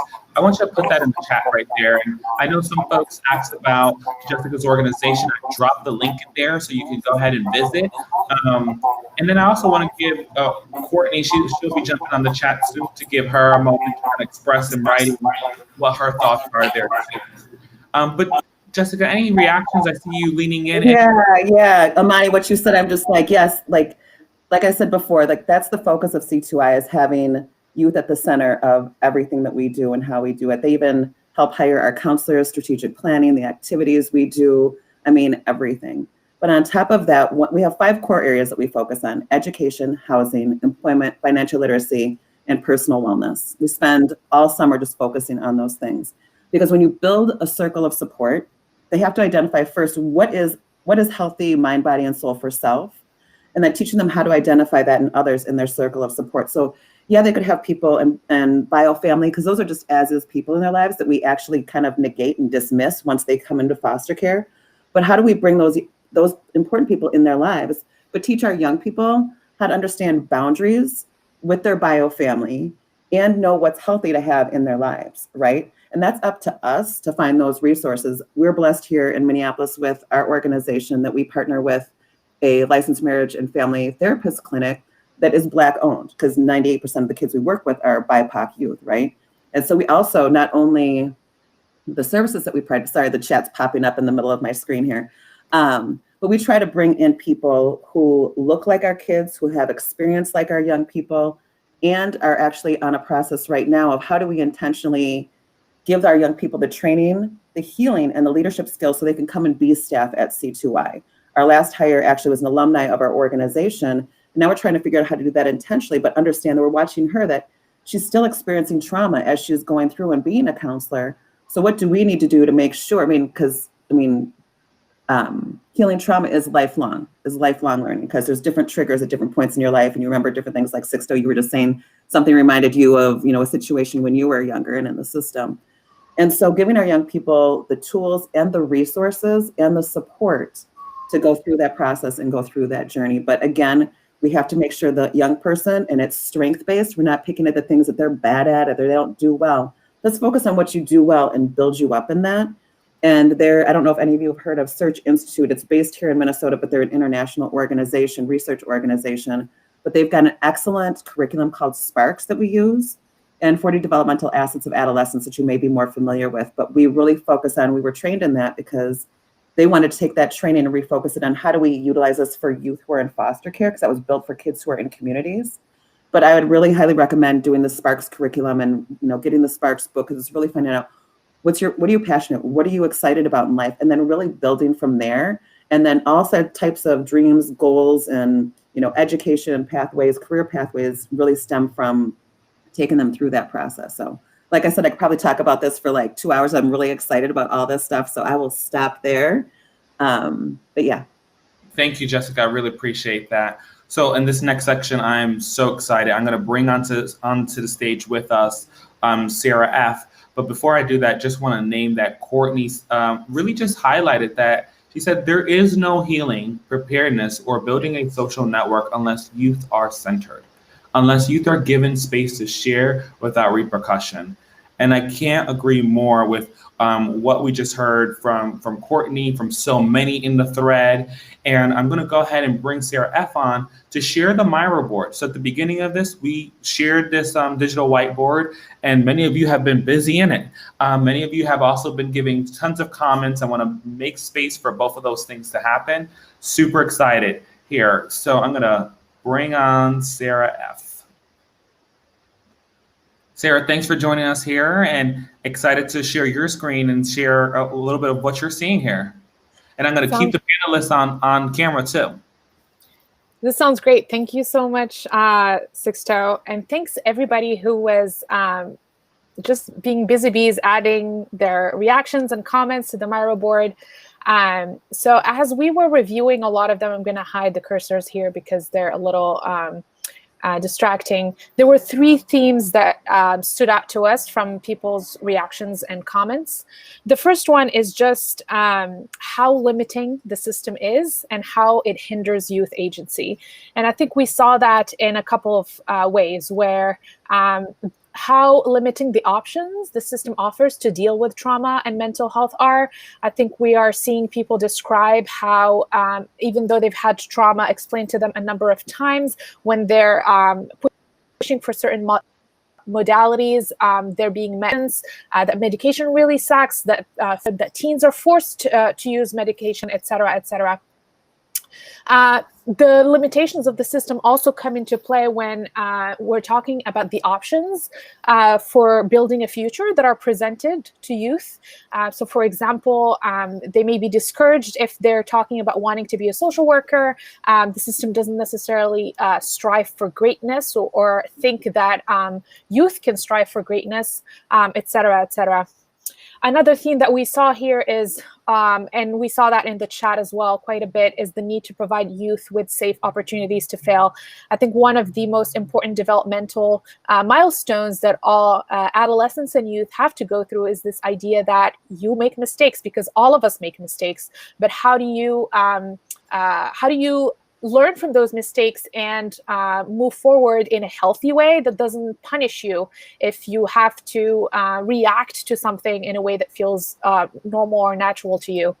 And then the last piece is, we've talked about this quite a bit, is the importance to center youth in any and all decisions.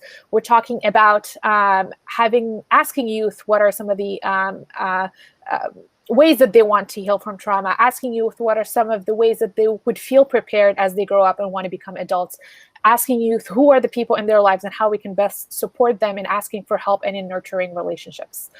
So those are some of the themes that we saw. As you can see, I'm still in the middle of organizing some of these, but I would love to hear what the panelists think about these 3 themes.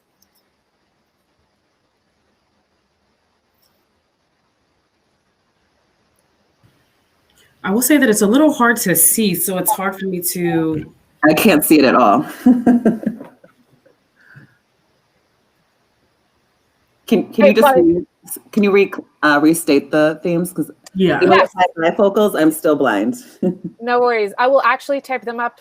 So it's how limiting the system is and how it hinders youth agency, the need to provide youth with safe opportunities to fail, and the importance of centering youth in all decisions. Can you see these? Yep. Yes. Okay.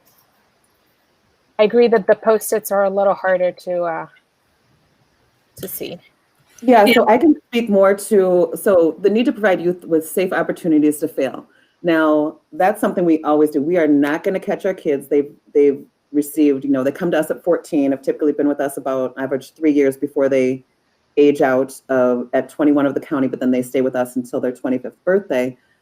but we like our young people to fall while they're with us so they can learn from those mistakes. We can say, okay, here's the resources, and what have you learned from this? Like we as it hurts us and pains us to watch them, it's like watching your own kid fail, and you just want to be like, no, don't fall, I can catch you. But then if I do, you're not going to learn from that. But this is a safe space for them to do that.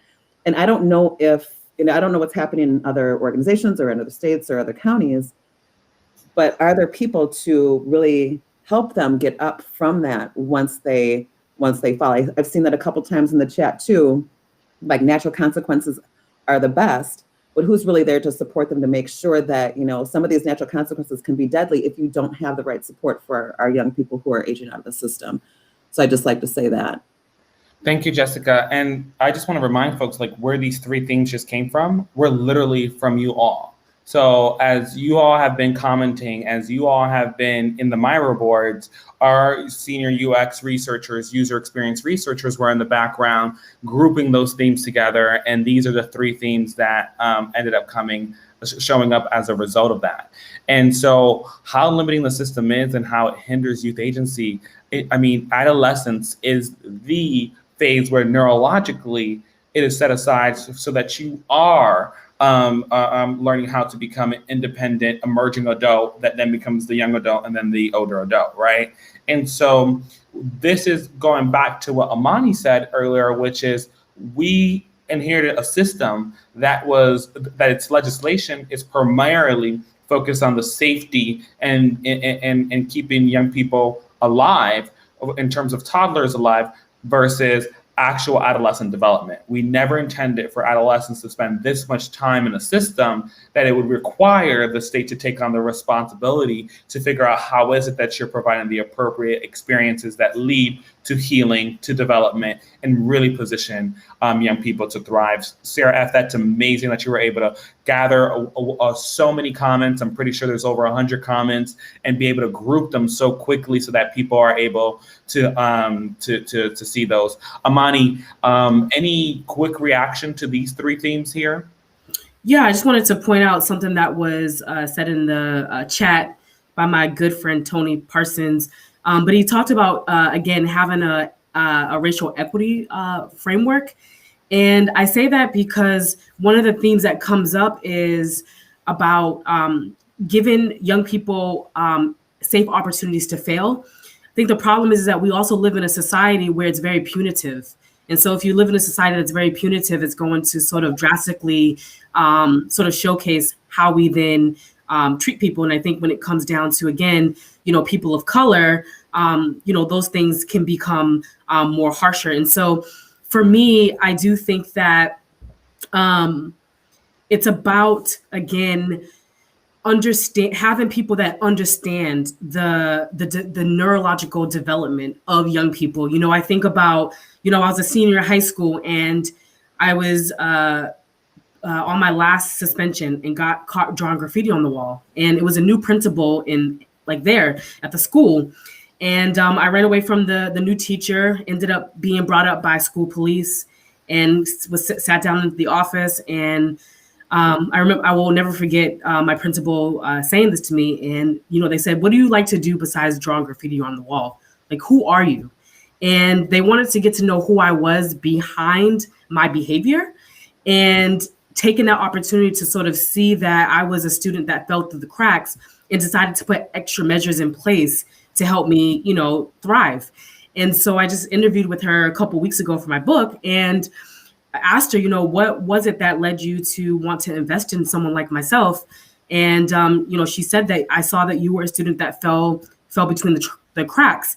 And it's not that I still didn't have to do community service. Like, I still had to scrub the walls after school, but she ended up giving me a job to help me stay out of trouble, because she also understood that not only was there a need for me to, stay engaged, but she also understood the component of being a teenager in foster care that didn't have a job and wanted to support me in that way. And so she's still in my life today. And this is, beyond 10 years. And so I really think that is super, super important to, provide opportunities for young people to fail, but to also then describe what does that actually mean? Because failure, I feel like, is just pretty subjective. You can't really, measure that. But I think that it's really important for young people to at least know that if at any point, something happens, that there's somebody that has their back. And I think that is crucially important. Amani, can I just say one thing real quick, Sixto? I think what Amani said is really important, because I was just thinking about, we keep saying the word system, the system, the system, but the system is made up of people, and the people who work in that system have different mindsets, or they're engulfed by the culture of the system. And if we could take that one person that Amani is talking about and find out, why did you even ask that question? Where did that come from? Most people, that just comes from like an innate place. But how do we retrain these folks who are working on the front lines with our young people, who typically don't look like our young people, don't come from their neighborhoods? I think that's where a lot of change needs to happen as well, is how do we retrain, or actually just train people on like compassion and human, and being a human person, I think that's really important, what needs to happen if we're looking at changing the system, because the system is made up of just people.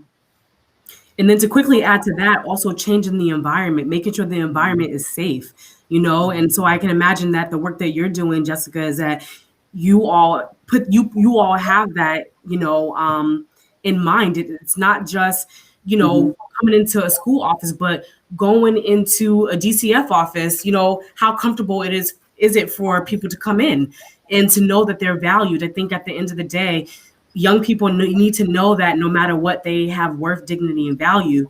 And then those things should be really assessed in, how we make the environment welcoming, how like you said, how staff are trained. I mean, these are all creating a whole culture. A whole culture. It needs to be a whole cultural shift. I couldn't agree more. And I think that follows what Courtney just put in the chat here, that she said, look, we cannot continue to keep engineering youth and families to be dependent on a system, right? And to be conditioned, and I'm going to add in there, and being conditioned by one. And then she goes on to say, or suffer the multi-generational impacts. So she echoes Amani in that older youth need to be able to heal and have the skills to be able to navigate to adulthood. So we are closing out here in just a couple minutes here. I'm going to go ahead and do one more round of final thoughts with every single one of you here. I cannot say enough how thankful I am to our participants for being so active in the chat. I mean, look at these 3 themes that you all have bubbled up from your commentary. Sarah F., you are amazing to be able to synthesize all of that as we go. So I would love just to hear from every single one of our panelists, and Sarah F., like, what are some thoughts here? And before I do that, I just want to highlight Courtney's comment here where she says, look, failure shouldn't equal placement disruption. It shouldn't equal being medicated or placed in a group home. Failure should equal opportunity to identify how to cope with ambiguity. I have to say, that's deep. That's real deep, because that is what that is what the adolescenthood is all about. When we look at the neuroscience, it's about healthy risk taking. It's about learning, and you can't have learning without being able to try something, get back up again, and do it again. Thank you so much, Courtney, for your thoughts there. I would like to pass it over to Amani.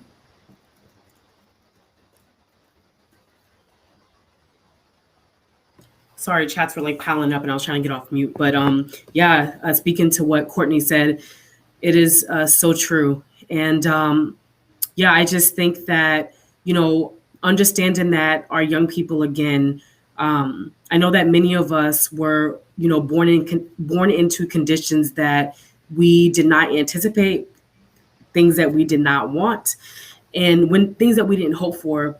But it's also to say that we also came with this inner resilience. We came with this inner strength, and we have the ability to continue to rock the boat. I think that especially for our young people who have been pouring into the chats, this is just an example of where we're heading. And I think that we're on a road that is really going to be a good one, and one that just helps each of us to challenge our own beliefs, our own thinking about what does it mean to be someone in foster care. And so I just think that the last thing that I can say is, like, again, that healing is a lifelong journey. that each of us have experienced traumatic experiences, and we've also experienced some good things in our lives, and some of us may have not. But I think it's just to remember that there's a community of us that are here together that are really trying to help spearhead an organization and spearhead a better child welfare system. And I think that if we just continue to re-envision and reimagine, we'll get there. And so I just want to thank you all for having me on. The honor is ours, truly, Imani. Really honored. Jessica, would you like to go next? Yeah, first I just want to say thank you, Sixto, for everything that you're doing. I mean, even during the pandemic, you were leading so many different initiatives and, getting people together nationally. So I really appreciate that. I really think, kind of to piggyback on Imani, we need to honor, respect, the knowledge and the experience of our young people. They know what they want. They know what their dreams are. They know what their goals are, and to really keep them at the center of this work. And we really need to, if the system's pushing back, find another way to do it. I was at one point where I was like, I don't know if Hennepin County is going to fund us again. There was lots of different things going on. I was like, okay, I need to figure out how I'm going to do this outside of the system. Like, we want our young people not to be dependent on these different systems that they get put into. We as workers cannot be dependent on the government, on counties. We need to figure this out and come together. We've got enough, and it shows on this call right here, we've got enough power, we've got enough resources, we've got enough knowledge to really figure out how we can really come up with a model of how to help these kids and families on a national level. So thank you again for letting me be here. And I have to jump off right now to take my son to basketball practice. But thank you, and I'm sure I'll talk to you very soon. Thank you, Jessica. The honor is ours. Thank you so much, and thank you for the work you're doing. And thank you to your staff who've just been killing it. Sarah, would love to hear any final thoughts from you. No final thoughts other than the fact that this has been the honor of a career to be able to partake in this work. I think that as we are in a phase of our nation's history where we're thinking about specifically the structural conditions that are stacked against certain groups of people, and the legacy of a lot of the systems and structures that we have, and like the racist and oppressive histories that they carry with them. I'm very hopeful that we fold some of these conversations around child welfare and the reckoning that it has to do, and the future that it needs to reimagine for itself as part of this larger national conversation. So I'm excited to see what comes out of that. The honor is truly mine. Thank you for being on this project. Thank you for centering young people at every single aspect of the way, from the design of the research to the synthesizing of the research to participating on the research team to the reporting out of this research. So thank you so much to you, and also to Sarah Sullivan and Emily and all of the research team that has done so much to make sure that youth were centered and engaged and integrated into the process. And I'll say, not only am I talking about y'all being centered, not only were young people engaged and centered, but it was also lived experience. People who were in foster care before, who participated in this and were able to contribute there. So with that being said, I'm going to have our final words here from Sarah Sullivan, who just did an amazing job leading the project along with Emily and our partners to do that. And a special shout out and thank you to folks who were on the ground, and I won't name names because I don't want to get in trouble. So you can read them on the website, but you know who you are. You are the 5 sites who made this possible. To every young person, every lived experience person, every advocate who, authentically shared with us so that we can make this moment happen. Thank you. And I want to pass it to Sarah now. Beautiful. Thank you, Sixto. And thank you, everybody. I just wanted to share briefly, what is Think of Us doing with this and what's next for us. We embarked on this not to do a research project, certainly not an academic one. We embarked on this because Think of Us is a systems change organization, and we wanted to know, where should we put our efforts and where should we spend our time to have the most maximum impact? And we came up with these 3 pillars to answer our own questions to that. But in doing that, we felt like we stumbled on some information that other people might like to know, and that's why we wanted to share it with you today. But this, for us, isn't the end. This is the beginning. This is the answer to our question. And so what are we doing with it? Well, we're having these 3 pillars shape everything that we do. And we're actually in the process right now of helping a state agency design its adolescent programs around these 3 pillars. And they're even organizing their whole structure around these 3 pillars. So for us, this is just the beginning. This is what the work's going to look like for us, is saying these are the 3 pillars that we're building on in everything that Think of Us does. And what are we asking of you? Well, if you found this interesting, this presentation is really just the beginning. We'd encourage you to take a look at the full report, which you can find on the Think of Us website, thinkofus.org/aged-out report. Sixto can maybe share the link, and you can dig in further into all the findings. What you can see is that really this information gets at shifting some of our deepest mental models about how child welfare works.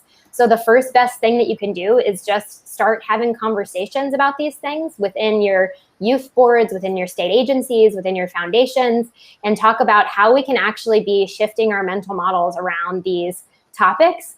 And then another thing I'll say, and specifically, should we have anyone on the call that works around trauma, is that we're seeing a really surge in national interest in writing in the medical literature and other kinds of bodies around trauma and how to heal it. And a lot of this focuses on important communities like veterans and people who've experienced sexual assault, and that is all huge. I'd also really encourage you to start looking at foster care and how we can make sure that foster youth and child welfare are among the first to benefit from emerging research around how we can heal folks from trauma. So if that's something that you work on, I would encourage you to really think about that. And of course, as always, have these recommendations inform how you're running programs and also how we're informing policy. Think of Us will be here with you in that journey all along the way. You can reach out to us on our website, or to me with Sarah with an H at thinkofus.org. We'll share that email. And we are recording today's event, and we'll be putting it up on our website, so you'll be able to share it or watch it again. And we just want to thank you so much for your participation, for doing this new idea, which is doing this live human-centered design meeting with 200 people at the same time, which is pretty awesome. And just thank you for all that you do, whether you're a foster youth or someone who works in child welfare, for committing to making a better system and thinking about things a little bit differently. And of course, our time is the most valuable thing right now. So thanks for spending 2 hours with us to hear what we found about how we can improve lives for transition age youth. Thank you, Sarah. Thank you so much for your work. Thank you for leading the teams to make this happen. Thank you to Bloom. Thank you to the sites, to every person with lived experience, every expert who was a part of this process to get to this end result. I am so grateful and honored to have been able to literally get these beautiful insights from each of you. With that being said, I'm going to keep this chat open for the next couple of minutes. And what I'm going to ask folks while we have you is, like, what went well? What improvement would you like to see? This is a new platform. This is a new way of engaging. We're trying to just show up and just be able to just authentically be here. And we want to know what resonated with you, so that in the future we could go ahead and improve our process. So this is real time. Feel free to give us a few things here. Sarah has put her contact information in the chat. If you have any questions, please feel free to reach out, no matter how small, no matter how big, no matter if you are running a program, whether you are a young person in care, a young person who's aged out, it doesn't matter who will go ahead and respond. So thank you for tuning in, and we look forward to seeing you soon.